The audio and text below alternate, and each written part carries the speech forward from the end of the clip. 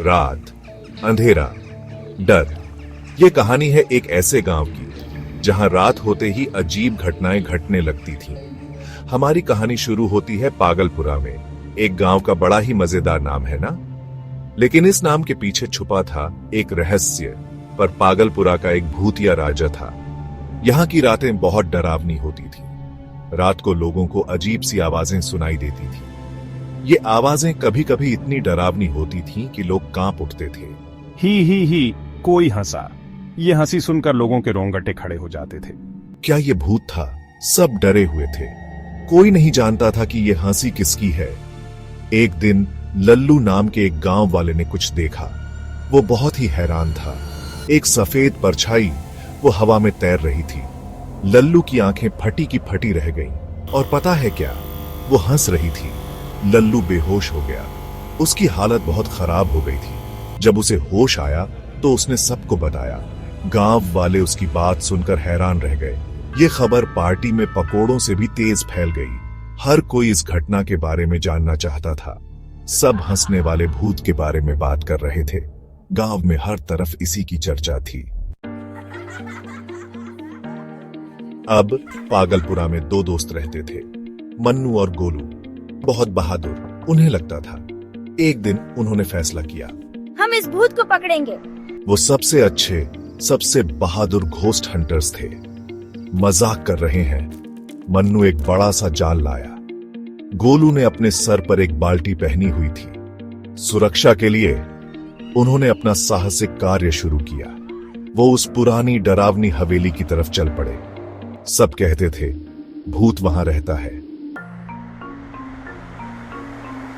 हवेली बहुत ही डरावनी थी। हर तरफ मकड़ी के जाले थे। पुरानी दीवारों पर धूल की मोटी परत जमी हुई थी। उल्लू आवाजें निकाल रहे थे। मन्नू और गोलू डर गए। हवेली की खामोशी में उल्लुओं की आवाजें गूंज रही थी। पर उन्हें बहादुर बनना था। अचानक एक अजीब सी आवाज आई, ही भूत, क्या तुमने सुना? मन्नू ने जाल घुमाया। उसने गोलू को पकड़ लिया।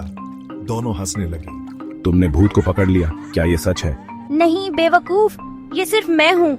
उन्होंने फिर से हंसी की आवाज सुनी। इस बार वो और भी डरावनी थी। वो ऊपर से आ रही थी। धीरे धीरे वो सीढ़ियां चढ़ने लगे। हर कदम के साथ उनका डर बढ़ता जा रहा था। हर सीढ़ी चर्र की आवाज कर रही थी। उनके दिल ढोल की तरह बज रहे थे। हवेली की खामोशी में ये आवाजें और भी भयानक लग रही थीं। वो एक कमरे में पहुंचे। हंसी की आवाज तेज हो गई थी। ऐसा लग रहा था जैसे कोई उनके बहुत करीब हो। गोलू झेली की तरह कांप रहा था। उसकी आंखों में डर साफ झलक रहा था।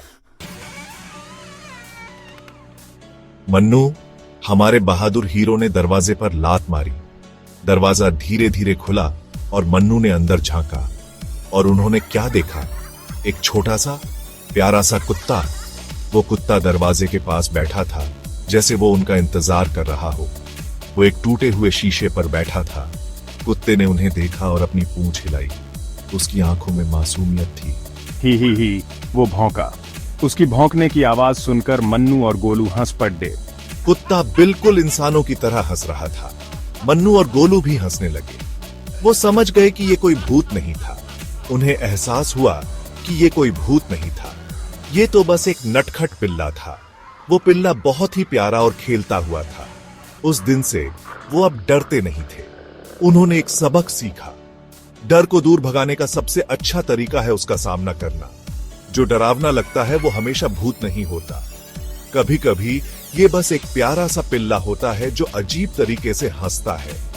और वो पिल्ला उनके जीवन का हिस्सा बन गया। तो याद रखना, कभी भी अपने डर का सामना करने से मत डरो।